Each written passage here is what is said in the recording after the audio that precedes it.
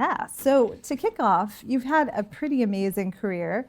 We were just chatting, and it's been a couple decades of hard work. I'd love to hear a little bit more about that journey, kind of spanning e-commerce to news to gaming and the road that took you to Calm. Yes, so thank you for having me, everybody. Wonderful to be here. I'm the co-founder of Calm, not the sole founder. I have a wonderful co-founder called Alex Chu, who we set the business up together about 7 years ago. And so, yeah, my journey before that was very different. I just love startups and business and technology and kind of finding ways to have fun and do good using technology. So I was one of those, if we go way back to the beginning, I was one of those very annoying kids that was always coming up with harebrained business ideas. I think one of my first was selling rocks outside my house in the UK, a very unsuccessful business. The margins were amazing. The cost of goods was zero, but I learned pretty a valuable lesson that you had to add a little bit of something extra to make people buy. So that was an early tricky time. Then I went to university, and back in '98, which I think was the time that Google was set up, just as the internet was kind of bubbling away, me and a buddy thought it would be amazing to create an online site selling toys and gadgets and games. And these products were so hot, they were bursting out of the boxes, literally. That was our logo. So we called it Hotbox. And we registered the domain hotbox.co.uk. And in our naivety, we didn't think it mattered that hotbox.com was one of the world's largest porn sites. Oh boy. I see a few heads nodding in the background.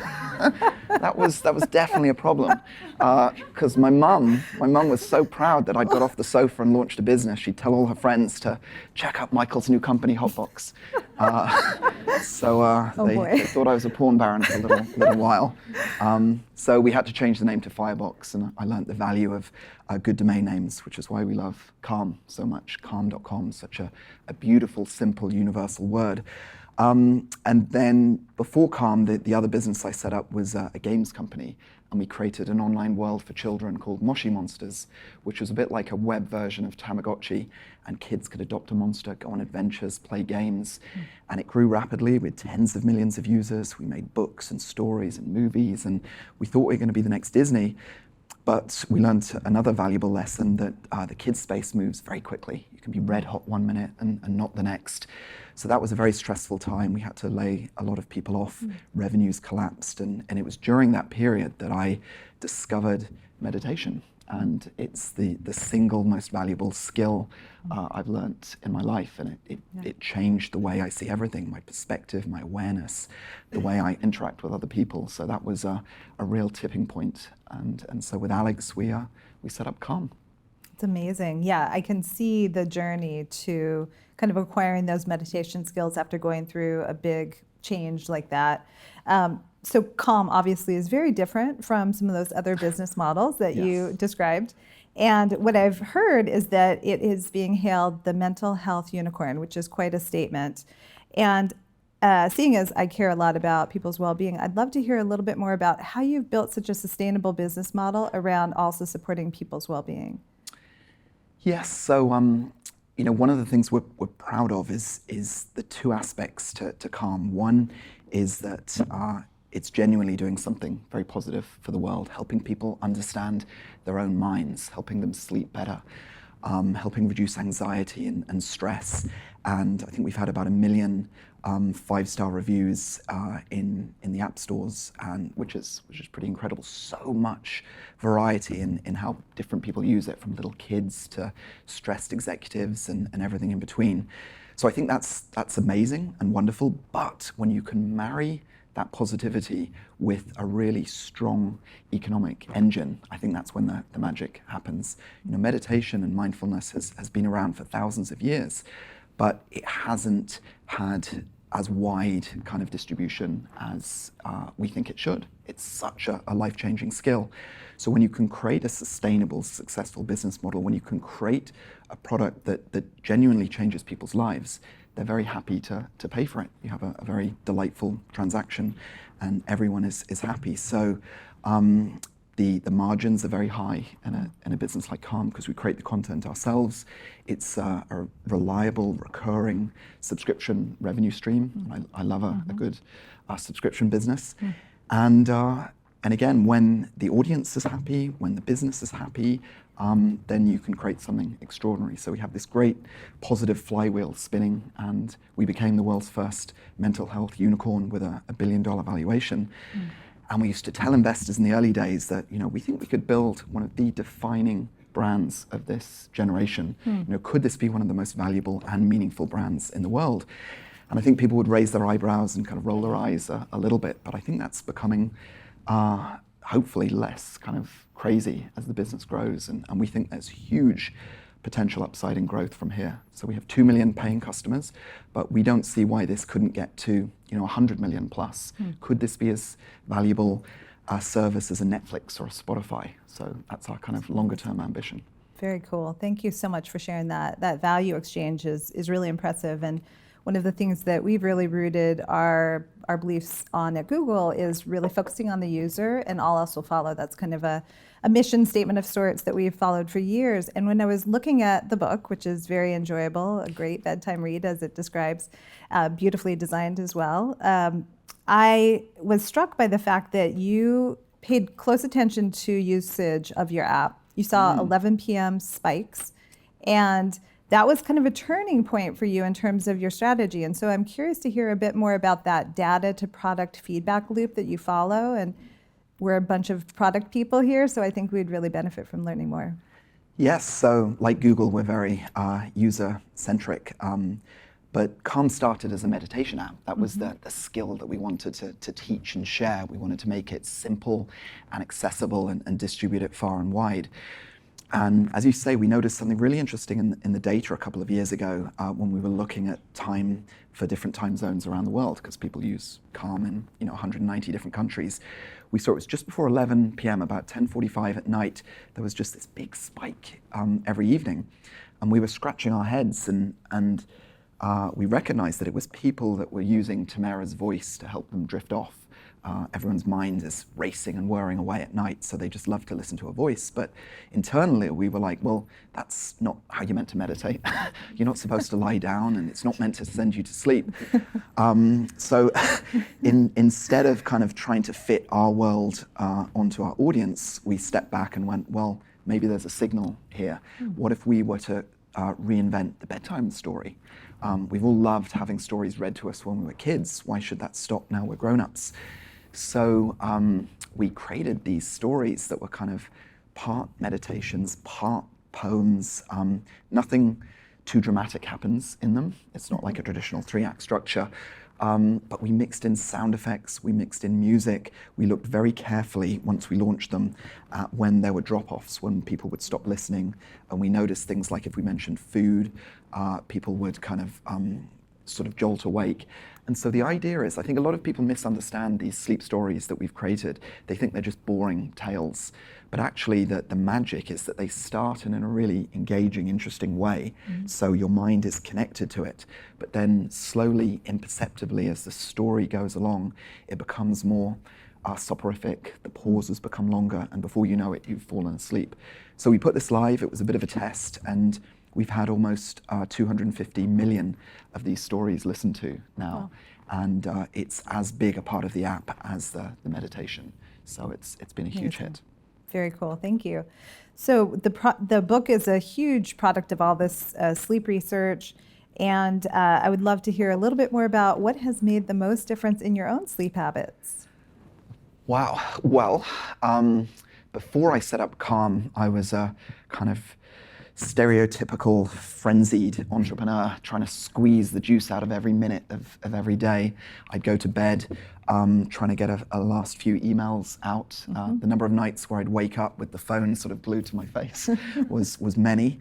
And so I think developing a meditation practice, being a bit more thoughtful and mindful instead of mindless about how I use my devices has made a massive difference in my life.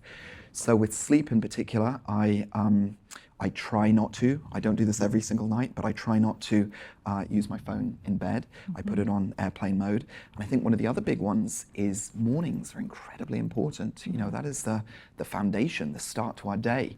But I read a study recently that said something, I think it's over 50% of people, the first thing they do when they wake up is reach for their phone and immediately just get sucked into how many likes they got on their last Instagram post or checking out crazy stuff going on Twitter. And as soon as you do that, you're sucked into a different mind frame. And I think what I try and do is not to turn my phone on until I've left the house. And that's sort of 30, 40 minutes in the morning when you just come up from sleep, you think about what you dreamt about, you scribble in your notebook.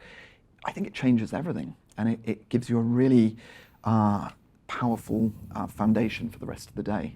And then as soon as I, get into a coffee shop or get to work and the digital kind of tsunami hits me, but you just have that little bit of breathing space that helps set everything out. That's awesome. Yeah, it's very helpful to hear how you've made that journey given your hectic schedule and the fact that tech's been persistent in your career for 2 decades, it sounds like. And the notion that I presented earlier around the Digital Wellbeing Initiative's mission around intentionality is just that, having a very kind of presence of mind with respect to how you're using tech. So switching gears, your point about getting to sleep and kind of setting your mind at ease came up in the book. And one of the things I observed, which I try to practice myself, is journaling and gratitude practice. I'd love to hear a little bit more if indeed there are folks in the audience, I might be one of them, who sometimes has occasional insomnia. What are the top 3 recommendations that you've seen really work for people? Well, I think journaling is having a real moment, which is great. It's valuable to take out the stuff that's bubbling and rumbling around your head and put it down onto paper. So I think doing that as a practice in the evening, I think is very valuable.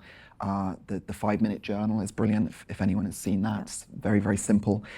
And connected to that, if you haven't got any sort of deep, meaningful thoughts you want to journal, a very simple thing to do is just to write down 3 things you're grateful for.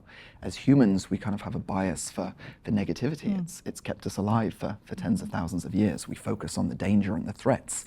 But that can obviously be damaging for us if it leads to constant worrying and chronic stress when we're trying to go to sleep.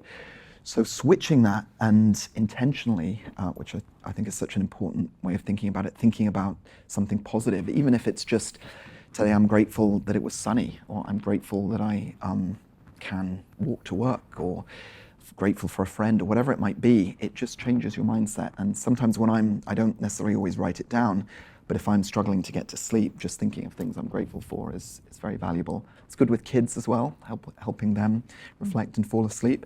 So that's one little tip. Other things that are helpful for getting a good night's sleep is not having caffeine after midday. Caffeine crops up in a lot of different ways that people don't always know, from chocolate to tea, not just in coffee.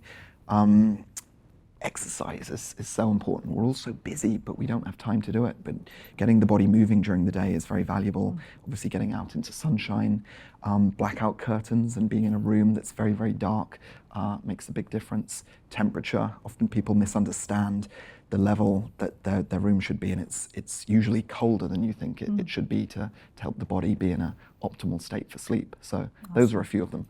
Great, thank you. So coming into kind of more of a cultural zone here, one of the things that I really recognize with this book, and I think a lot of the work that many of us are doing in tech right now, is kind of sounding an alarm about the importance of sleep.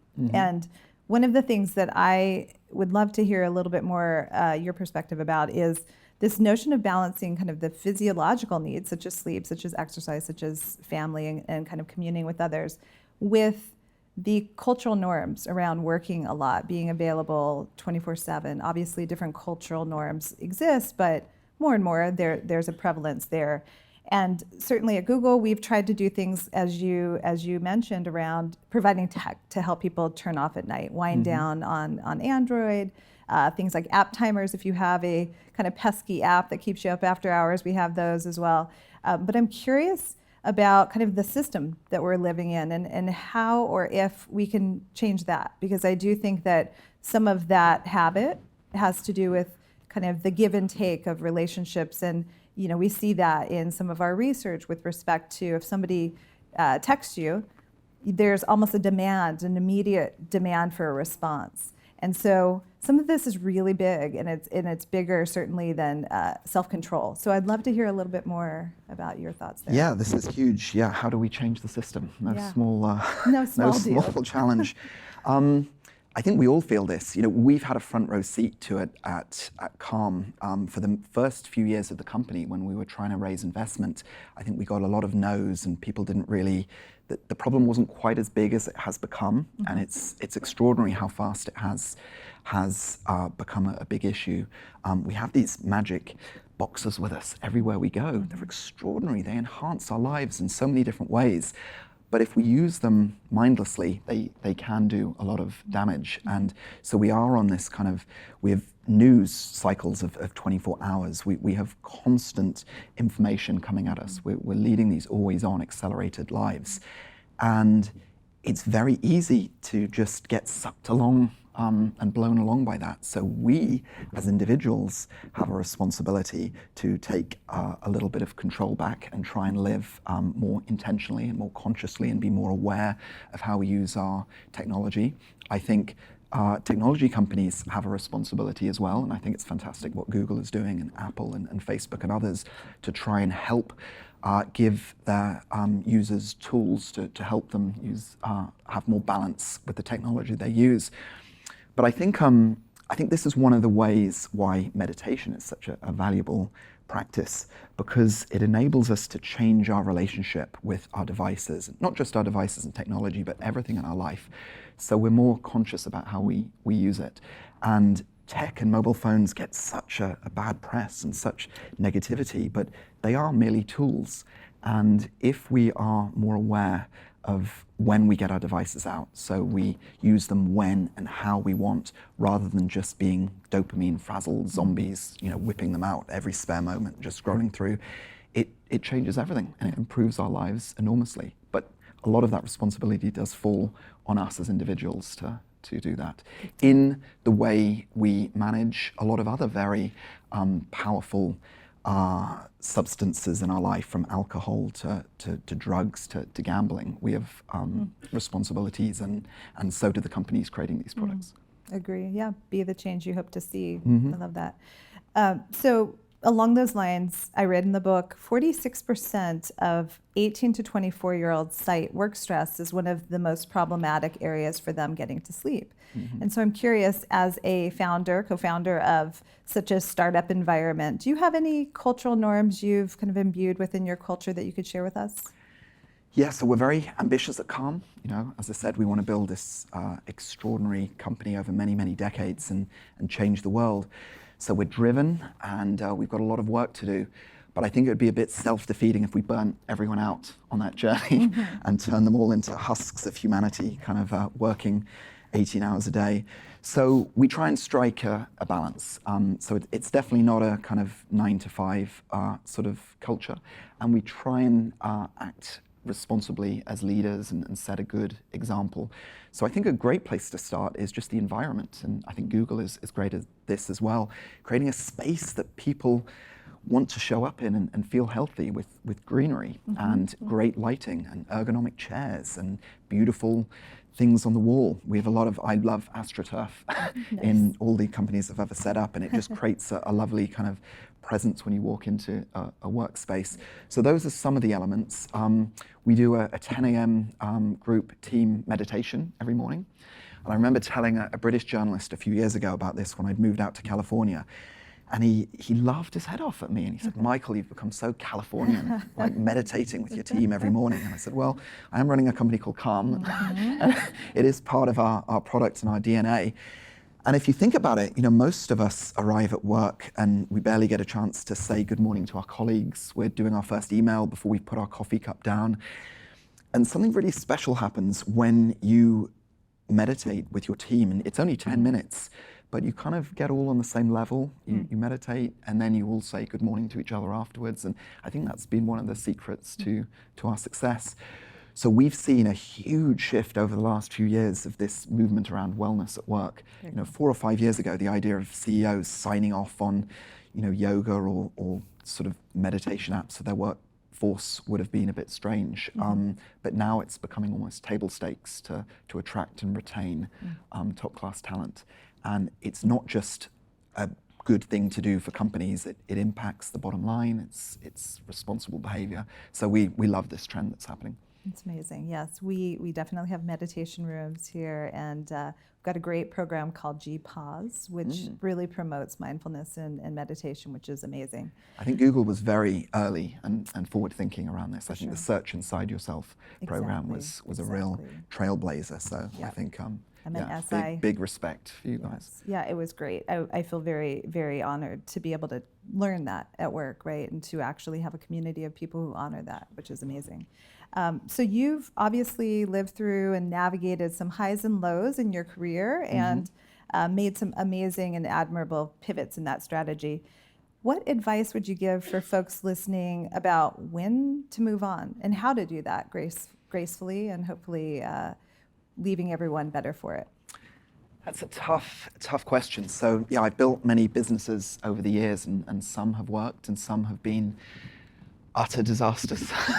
And I've learned a lot from those. And it's really tricky because you can spend a lot of time just immersed in the data and with your face at the coalface, thinking that this should work. Yeah. And you have a lot of responsibility to your investors and your employees. And I remember one of my businesses a few years ago, we were winning awards and we were just in the press all the time. But I would wake up every night at 4 a.m. in a cold sweat and just stare at the ceiling. And my gut instinct was, this is not working. Even though the outside world is saying this is amazing. So listening, I know it's a bit of a cliche, but listening to that inner voice, and I think that was very, very valuable. And I think, again, one of the practices of meditation is it just allows you to slow down and pause and create a little bit of space amidst the constant noise that we're surrounded by. And when you're truly silent, that is when the stuff that your body really is trying to tell you can have a chance to bubble up to the surface. So I think listening to that inner voice is vital to make those big decisions of whether to keep going, whether to throw in the towel, whether to pivot. Totally. Yeah, and along those lines, your book talks a lot about how sleep is oftentimes the moment at which huge ideas come about, amazing music, and I loved that section. And so to that end, you also need to sleep to be able to acknowledge that you're learning and to remember what you've learned. So very important. There's so many examples of great creatives throughout history being very intentional and thoughtful about how they sleep and how they use it to let ideas bubble up. So I think it was John Lennon and McCartney that kept a notebook by their bed, and they would have many of their best songs and melody ideas in the middle of the night. I think Salvador Dali would take naps in the middle of the day, and he would have a metal plate on the floor, and he'd hold a metal spoon in his hand. Amazing. And as he'd nod off and fall asleep, the spoon would hit and clang. Wow. And it was at that moment where he'd wake up and he'd have a lot of his most creative ideas in that kind of sort of magical space between awake and sleep. Yeah, totally. Super interesting. And so within that, there were a couple very interesting ties between sleep and memory that I think folks in this room would definitely be interested in hearing more about. Can you share a bit more about how sleep helps you process memories from the science that you have in there? Yeah, so there've been many studies shown around this. I mean, just from ourselves, we know if you get a bad night's sleep, you show up to work the next day and you're a lot less focused. You can be more irritable. Your immune system is usually depressed, and this can happen immediately, not after multiple days of sleep, but a single night.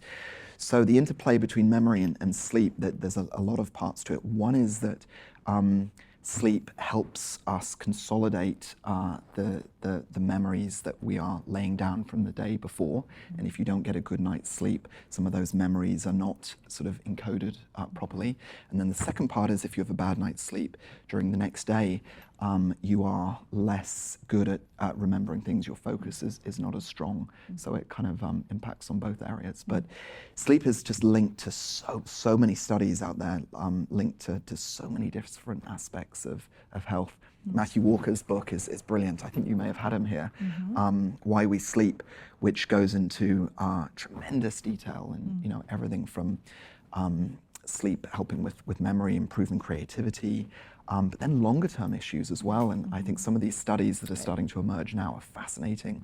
Around one of the theories is that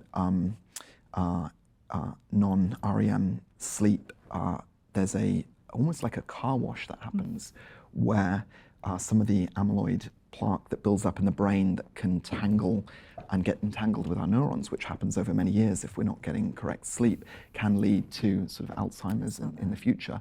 So it's still, some of this research is still at a relatively early stage, but that's incredibly important. Very important. Yeah, really, really interesting. Another thing that you had in the book that I thought was fascinating is the importance of the environment, which you started to hit on with respect to kind of darkening shades, et cetera. And again, for those of us who want to optimize our sleep, what are some of the most important assets in your sleep repertoire? So pillows, I read room temperature, any other environmental changes you would highly recommend? So I bought a bed recently called 8. I don't know if anyone's got an 8 mattress. It's fascinating. I remember someone telling me that we spend a third of our lives in bed, and most of us don't give much thought to the mattresses. Companies like Casper and others have bubbled up, but someone said, what if we could create a mattress that was as well thought out and had as many kind of data points as like a Tesla car? And so 8 have developed this extraordinary mattress that changes temperature throughout the night. And it learns kind of when you're asleep and when you're awake. It watches your movement around the bed very accurately, and then changes the heat to help you fall asleep, and then gently wake up in the morning. So that was pretty fascinating. Temperature's an important part. Other areas is blankets. There's a company called Gravity. I don't know if anyone has slept under a gravity-weighted blanket, and this has been a huge boom. There's thousands of those have been sold, and I was very curious to know what the science behind it was. And I think it's connected to that feeling of when we're in the womb and when we're compressed and we feel safe. As adults, the idea of kind of having a weighted blanket where we can't move that much, I think is quite comforting and helps the body relax and unwind and fall asleep. So those are a couple of examples. But then there's a zillion different kind of folk tales and techniques and tips that different people have. There are many from history. We talk about some in the book, but some more modern ones are, I think cherry juice has been shown to be a good way of falling asleep. Chamomile tea obviously is good. Taking a bath at night to help change your temperature before bed. So a lot of different ones. But insomnia is such a huge issue in the Western world. Yeah. It's big. It is. Thank you for that.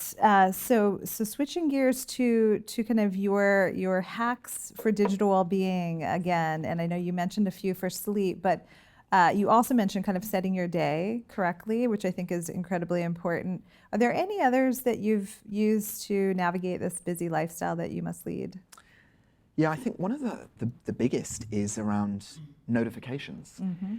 And it's very easy when we sign up for lots of different apps and have all these wonderful, valuable services on our phone to suddenly being digitally tapped on the shoulder every 10 minutes. And I think this is a massive issue in society. This has happened quite quickly, and we've almost sleepwalked into it. And one of the consequences of it is that it is now much harder to get into a flow state. Mikhail Csikszentmihalyi, who wrote the original book on flow, flow is one of the optimal, most beautiful, wonderful states for human beings to be in.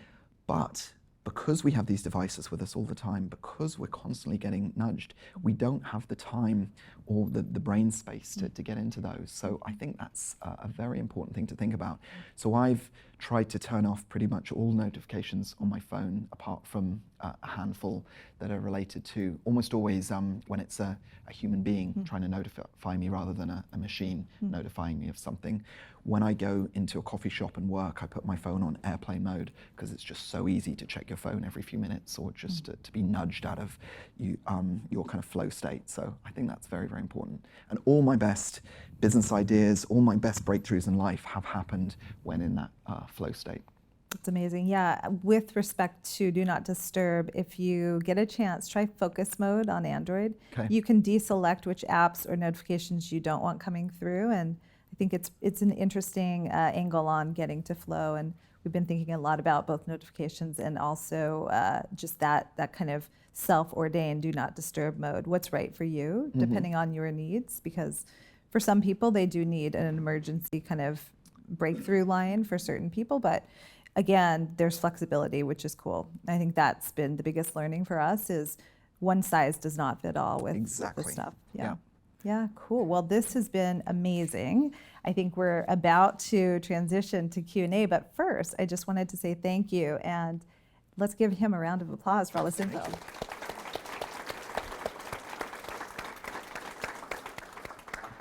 So with that, we're going to take some questions from the audience. Thank you so much. Very insightful. You mentioned that the single biggest skill in life was learning to meditate. I have a 5-year-old, and she's going to start kindergarten. And I wish there was a world where we, gave the single most important skill to our kids, right? And at that age, when you pass on an important skill, it sticks easily, like the way you learn languages, and you want to learn them early on.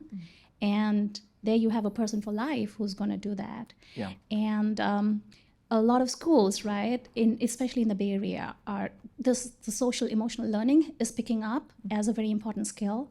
Unfortunately, not all schools are doing and there's even the ones that are doing really a good job, could learn and improve. Do you have thoughts about how to get it to schools? And digitally, I know, as a parent, I don't want to put a device with my kid, right? So how can we break the barrier of having a device and yet having kids meditate and get the skill?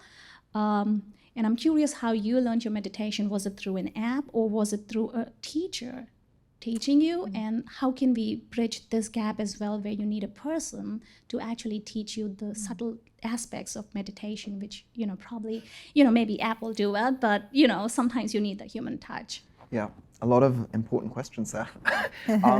If you want to change the world, you start with the youngest generation. And a few years ago, we saw this quote that the Dalai Lama made, which said, if we want to eradicate violence in a generation, let's teach every 8-year-old in the world how to meditate. And that was like, wow. And that really stuck with us. So we decided to make Calm free for every teacher in the world. And we launched this schools initiative. And it was a bit too successful. It went viral. And we had hundreds of thousands of teachers from around the world signing up to Calm.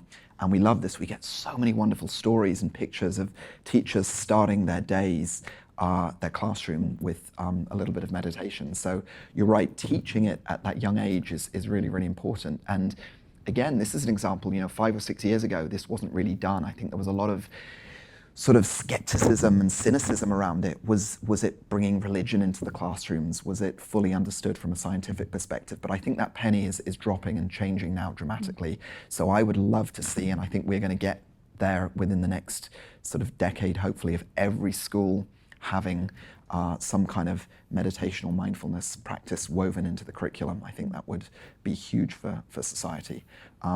So that's one thing. And the way to teach kids, the last thing kids want to do is sit down and close their eyes and meditate. But we've been experimenting and testing different ways to teach them. One great way is sleep, because they all sleep, and so weaving in some meditation and mindful practice while they're listening to a sleep story.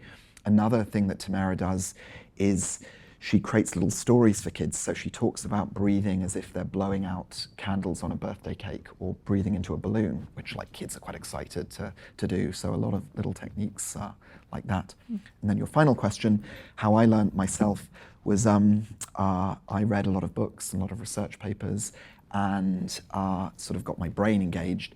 And then Alex, my business partner, kind of helped talk through some of the more practical sides of it.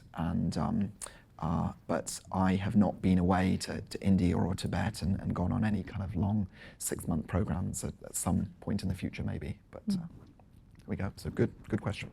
I noticed there's a couple of blue boxes by that book. Can you talk about what those are? Yes, so this is Sleep Mist, available for $29.99 at all good retailers. A couple of years ago, we thought it would be good to start creating some physical calm products. We love the digital world, but we want to be the Nike for the mind. So creating products and services was on our roadmap. And this is the first product we created. And scent is obviously pretty powerful. And so we thought, what if we could create a scent that you spray on your pillow at night that creates aromatherapy, and it is mixed with audio therapy. So you listen to a story read by Stephen Fry, set in the lavender fields of Provence while smelling the lavender. And so that double hit kind of immerses you and hopefully sends you to sleep. So that was the idea. But yeah, it's brilliant. A lot of people swear by it. And it's really fun, simple products. I come from a country where they speak a different language, a lot of people, and all over the world. Like, you can make it any other country, right? And not everybody is so comfortable with English. And I don't know, I apologize if your app is already available in different languages, maybe that's the solution, but is it? And if not, how can we expand this to folks? Yeah. Yes, so we want to reach everybody. About 50% of our downloads are in North America, and the rest are spread all around the world. And about a year ago, we started translating Calm into different languages. So currently we're in French, German, Portuguese, Spanish, and Korean, and with ambitions to go elsewhere. So, and it's very interesting learning, different cultures have different views of meditation, and in the Far East, they're much more comfortable with it, and it's much more ingrained into their society, much less in the West. But sleep is obviously universal, so that's definitely been a very important thing we've been leading with everywhere we go.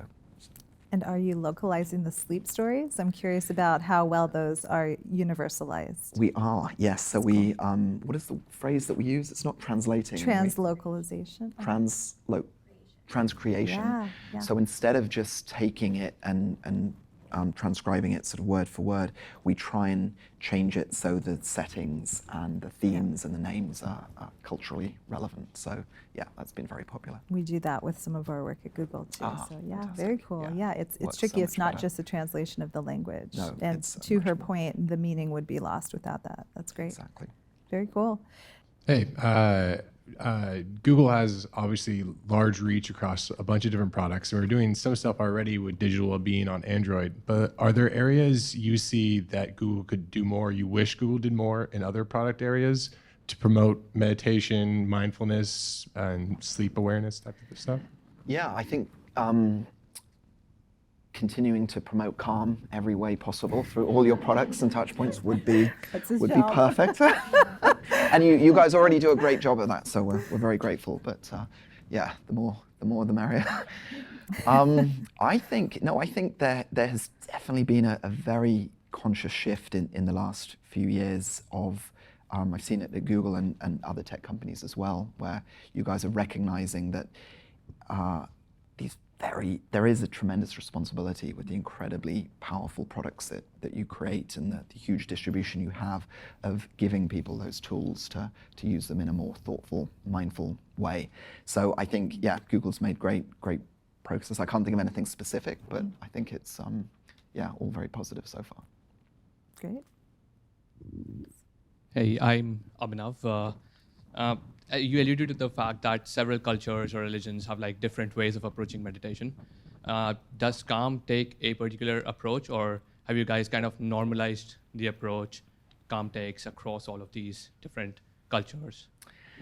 Yes, so we want to be very respectful and thoughtful of meditation and its roots in many different religions. But one thing we very consciously decided early on, one of our brand values is rational. And one of the reasons we felt that meditation had not become so widespread in the West was a lot of people associated with it with religion and, dare I say, woo-woo and kind of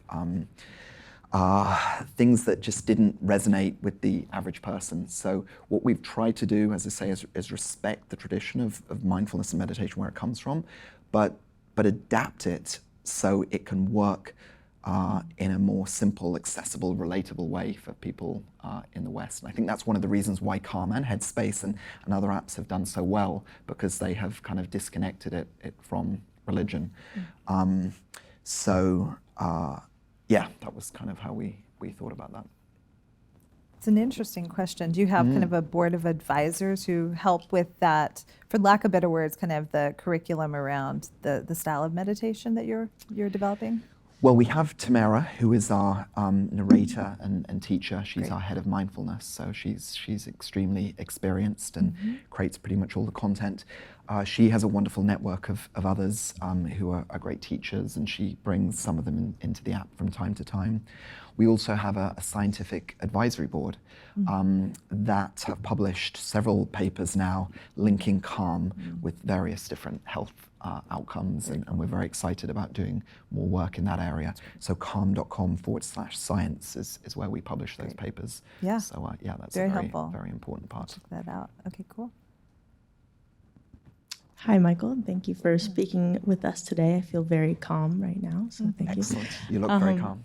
I noticed you mentioned a couple recommended group meditation exercises, and I'm wondering if you found any differences, any significant differences between group meditation and your personal practice, and similarly, if you've practiced flow state in groups, and if you've noticed differences there. I haven't practiced flow state in groups. That's really intriguing. I need to look into that. Meditation, I personally find it valuable solo, but obviously there's more friction involved and it's harder to gather people together and meditate all at the same time. But as I say, we do it at 10 a.m. Every day at work. But when you do manage to do that, I think there is something special about all connecting on the same level. And I don't want to get too sort of non-scientific here, but it is wonderful to do that practice together, and then maybe afterwards talk about it and share what came up or what someone is feeling. So yeah, I think either is great. And one of the reasons why Calm has grown in Headspace and others is that it is these lessons, these teachings that we create, the Daily Calm and others, are available to you anytime, whenever you want, in the middle of the night, in the morning, wherever you might be. And I think that has helped people develop a practice, and so much easier than having to gather people and do a group meditation. That's true. Very portable. Hi. I have 3 teenagers. What would be your pitch to them to go to bed earlier? Wow. Well, goodness me, that's a tough question. I mean, there's a lot of studies showing that at different stages and ages in our life, we need different levels of sleep. Teenagers need quite a bit more sleep than the rest of us. And we talk about it a little bit in the book, where a lot of schools start at a much earlier time than is right for the teenage brain.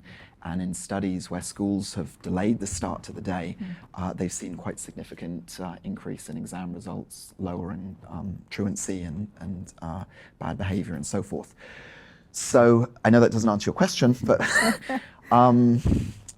wow, how do you get them to sleep? What is it? You don't? They stay up and Yeah. I think they stay up too late, basically. I think they're staying up too late because their school time hasn't moved later. Yes, yeah, that may be it. So getting schools to be more thoughtful and maybe starting later, and because forcing teenagers to go to sleep earlier than they're ready is not great, because they won't sleep, and it will be frustrating for everybody. So I think, yeah, finding the immovables, such as the school start date, and seeing if that can be moved could be the one route there. But yeah, I wish you good luck. Hi, Michael. Sorry. First of all, I want to say my 7-year-old is a big fan of your narration of Alice in Wonderland. Oh, fantastic. Thank you. I'm glad someone is. On the same lines, just was curious to know how you pick the people that narrate these stories. I get the deep voice and the calming down of voice, but is there anything else the team does to pick who gets to read that story? Yes, so we've been fascinated, again, looking at the data. We thought there would be one size fits all, like most people would gravitate towards one style of voice, but it's an incredible mix. The men are slightly favored over female narrators, but only by like sort of 55 to 45. Non-fiction stories are equally enjoyed as fiction stories. The most popular non-fiction is train-related stories, which is interesting. There's something special and magical about the clickety-clack of a train track that kind of people love to listen to. We have about 10 different train stories now, which are super popular. So we just try out a lot of different voices, and we love celebrity voices as well because they're quite soothing and relatable. Most celebrity voices, not all of them. There's definitely some we don't want in the app. One of our big breakthroughs, a real tipping point, was when Matthew McConaughey agreed to do a sleep story. I don't know if anyone's listened to his story Wonder, but it's just been huge, incredibly popular, particularly with more females than males.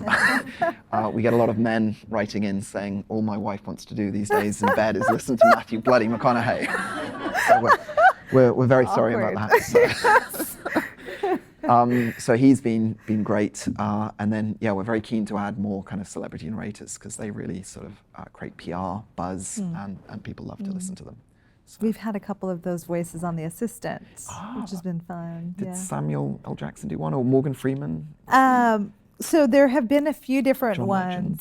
Yeah, John Legend was the one that I was thinking of. Yeah. So very cool. His voice cool is fantastic. Voice. Yeah, We'd love him for a sleep story if you can send him our way. Okay, So, we'll put you in touch. Thank you. Would appreciate that. Our people will talk to your people. Great. Okay, one Great. last question. Thanks. So another business question. You mentioned that you do meditation at work, and that you try to really support that balanced life. I'm curious how that actually works in practice, for one, and two. We recently heard from another author that talks about being more efficient at work. You can, if you get better sleep, you're more efficient. You don't need as many hours. You might not even need 8 hours of a work day. Have you noticed anything like that, or that trends change in the workplace, and where do you go from there? We've definitely seen just in the last few years this big increase in companies reaching out to us saying, how can we bring calm into our workplace? How can we create a healthier work environment? And I think there was pushback originally when it was framed around the idea of meditation. I think still we all get it here in Google and Calm and in California, but for the rest of the world, I think still a lot of CEOs might be hesitant at the idea of their teams learning to meditate. But when it's framed as increasing the resilience of your workforce, reducing the stress, increasing the emotional intelligence at the workplace, helping your employees sleep better, which has all these positive outcomes, then the light bulb goes on, and they're like, well, that's a no-brainer. So I think it's just a reframing. And something we talk a lot about at Calm is this idea of mental fitness. And so, who doesn't want to be mentally fit or have a mentally fit workplace? And I mentioned Nike earlier, but they've surfed this wave over the last 50, 60 years around physical fitness. We all kind of get how valuable it is to look after our bodies. And this new wave is just developing, and we think it's got such a way to go where people will recognize you've got to look after your mind. And meditating every day is like going to the gym for your mind. And so I think, I think that's kind of all been a very positive trend. Thank you. Awesome. Well, thank you everyone for your questions, and thank you so much, Michael, for coming out. Let's hear another round of applause. Thank you.